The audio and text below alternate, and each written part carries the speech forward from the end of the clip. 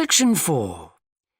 You will hear a business student predicting how management might change in the next few years. First, you have some time to look at questions 31 to 40.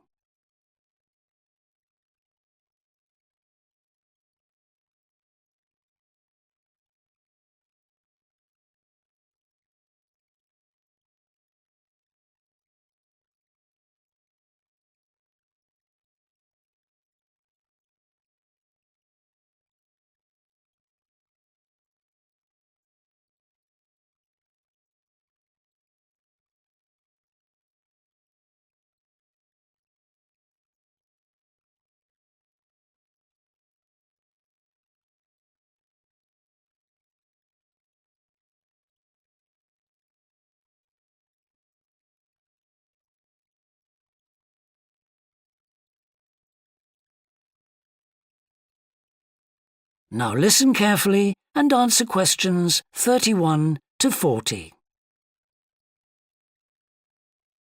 Well, I've been talking to managers in a number of businesses and reading surveys about the future of management. And what I'm going to present in this seminar is a few ideas about how the activity is likely to change in the next 10 years. It isn't a scientific statistical analysis, just some ideas for us to discuss. One area I want to mention is business markets, and I'm sure a really significant development will be a major increase in competition, with companies from all around the world trying to sell similar products. Consumers will have much more choice. For instance, food products sold in Australia might be manufactured in the USA, China, Finland, and dozens of other countries. At the same time, mergers and takeovers mean that governments are actually losing power to major global corporations. We can probably all think of companies that exert a great deal of influence, which may be good for consumers. A third point I want to make about markets is that in the rapidly expanding economies, such as India, China, Brazil, and Russia, demand is growing very fast. This is putting pressure on resources all over the world. I think businesses are becoming more open to external influences. In particular, companies are consulting customers more and more before making their business decisions. Companies are finding out what they want and providing it, instead of making products and then trying to sell them, which is the model of years ago. Another influence is that concerns about the environment will force manufacturers to extend product life cycles to reduce the amount of pollution and waste. And, in some cases, regulation will need to be strengthened. Many societies are much more fluid and democratic, and the structure of companies is changing to reflect that. I think we're going to see a greater emphasis within companies on teams created with a specific project in mind. And when they're completed, the teams will be disbanded and new ones formed.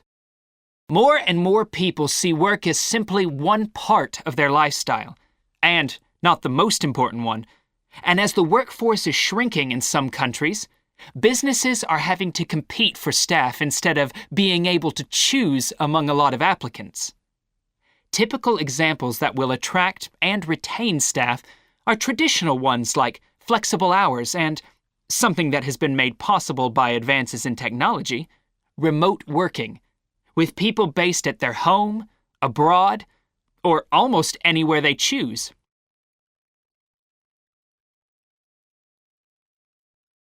Management styles will almost certainly continue to change. Senior managers will require a lot more than the efficiency that they've always needed. Above all, they'll need great skills in leadership so that their organization can initiate and respond to change in a fast-moving world where they face lots of competing requirements and potential conflicts. In most of the world, the senior managers of large businesses are mainly men in their 50s and 60s. The predominant style of management will almost certainly become more consultative and collaborative, caused, above all, by more women moving into senior management positions. Many of the changes are influenced by developments in the wider economy. The traditional emphasis of business was manufacturing, and of course, the service sector is very important. But we shouldn't overlook the growing financial contribution of IP, that is, intellectual property. Some books and films generate enormous sums from the sale of related DVDs, music, games, clothes, and so on.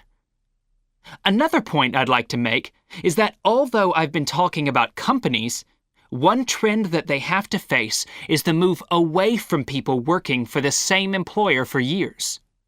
Instead, more and more people are becoming self-employed to gain the freedom and control over their lives that they're unlikely to get from being employed. Okay, well, that's all I want to say, so let's open it up for discussion. That is the end of section 4. You now have half a minute to check your answers.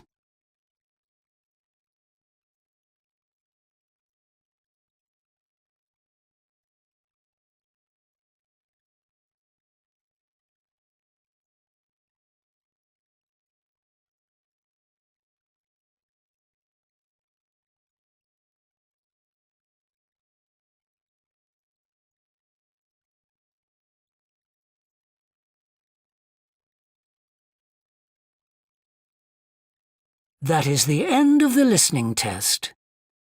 In the IELTS test, you would now have 10 minutes to transfer your answers to the answer sheet.